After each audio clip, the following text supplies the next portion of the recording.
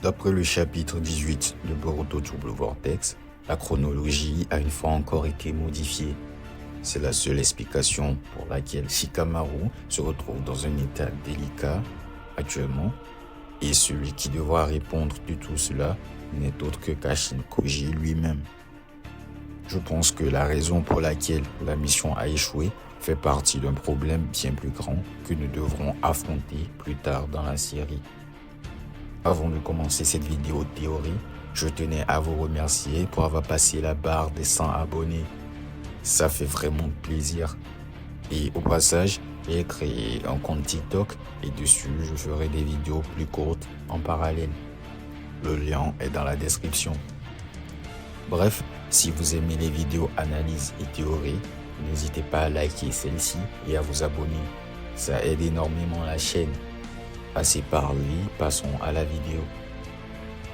Le chapitre 16 a montré le début de la mission de sauvetage du village de Suna. L'objectif de cette mission était de trouver et de neutraliser le nouveau Shinju, de sauver Shinki et finalement de libérer Gaara de la barrière dans laquelle il est piégé. Puisque Ryu peut annuler la barrière posée par Shinki et accéder à Gaara, cela rend la mission 10 fois plus urgente. Kashin Koji, dans l'ombre, a orchestré toute l'opération. C'est lui qui a dit à Shikamaru qui envoyé en mission ainsi que ce qu'ils devaient faire une fois qu'ils auraient établi le contact avec les Shinju. Le plan de se lier d'amitié avec les Shinju avant de les trahir était entièrement son idée. Donc c'est naturellement à lui que reviennent les critiques lorsque les choses ne se passent pas comme prévu.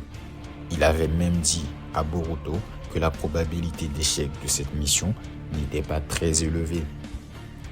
Mais maintenant que le plan a échoué, que s'est-il passé? Qui est vraiment en faute? Et à quel moment les choses ont-elles dérapé? Revenons au chapitre 14, pendant l'interrogatoire de Boruto. Tout d'abord, ne blâmons pas uniquement Konohamaru pour l'échec de cette mission. Il a clairement joué un rôle, mais Sarada et son équipe ont également commis des erreurs. Cela dit, il faut mentionner une possibilité sur l'origine des problèmes. Pendant l'interrogatoire, Boruto a relayé des informations concernant les Shinju à Konoha. Il a parlé de Jobi, des Shinju et de la manière dont ils ont été créés. Il a même mentionné à Konohamaru que le modèle de base de Matsuri était Moegi et qu'il est sa cible. En fournissant cette information, Boruto a potentiellement réduit les chances de succès de la mission. Cela se voit clairement dans le nouveau chapitre où Konohamaru a laissé ses émotions prendre le dessus. Il a échoué à maintenir l'objectif à long terme car il savait que Moegi était un clone de Matsuri. Il a laissé des émotions inutiles interférer avec la mission. Les flashbacks, sa surprise lorsque Matsuri l'appelle Konohamaru-chan et son désintérêt évident pour la conversation en sont des preuves claires.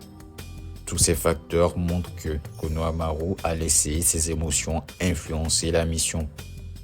Son rôle n'était même pas si compliqué. Tout ce qu'il avait à faire, c'était de jouer le jeu et de lui dire ce qu'elle voulait entendre. Les choses auraient été sûrement différentes s'il n'avait pas su que Matsuri était un clone de Moegi.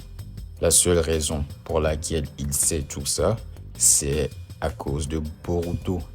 Et Boruto, avec son pouvoir d'altérer le futur, sait exactement quels événements doivent se produire. Bien sûr, Konohamaru n'est pas la seule raison pour laquelle le plan a échoué. On doit également examiner Sarada et les autres. Même si Sarada et Mitsuki n'ont rien fait pour saboter la mission, la seule qui n'a vraiment pas aidé, c'est Yodo. Son regard avide de sang a éveillé les soupçons de Ryu.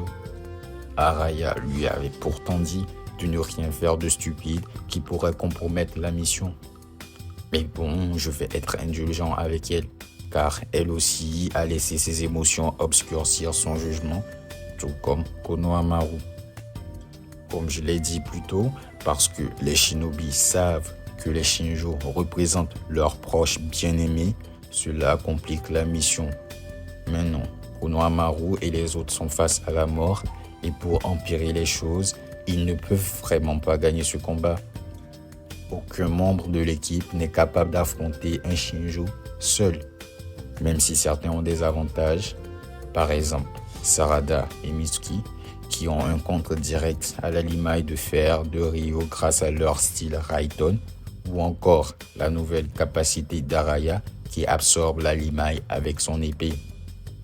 Mais malgré ces avantages, vaincre Ryo sera très difficile à cause de ses capacités. Ses marques de griffes, par exemple, lui permettent de se soigner et de battre en retraite rapidement, comme l'a fait Hidari. Alors, assez parlé de qui est responsable. Que se passe-t-il maintenant? Eh bien, je pense que cela obligera Boruto à se rendre au pays du vent pour aider ses camarades. Mais pas seulement.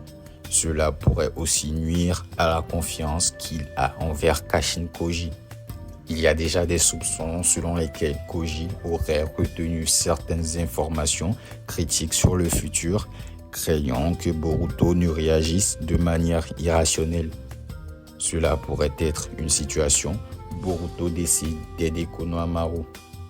S'il ne le fait pas et que Matsuri attaque, je pense pas qu'il puisse survivre. Avec l'aide de Boruto, ses chances de survie augmenteraient considérablement. Cependant, il y a aussi une grande possibilité que Joura intervienne. Chaque fois que les autres Shinjo entrent en contact avec Boruto, Joura le saura. Ils font tous partie de Jubi et possèdent le Rinnegan qui leur permet de partager leur vision.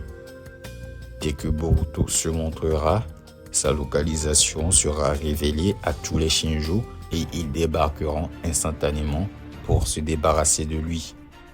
Que pensez-vous de cette théorie? Partagez votre avis dans les commentaires. Si vous avez aimé cette vidéo, je vous invite à la liker et à vous abonner. Et aussi, n'hésitez pas à cliquer le lien dans la description pour vous abonner à mon TikTok.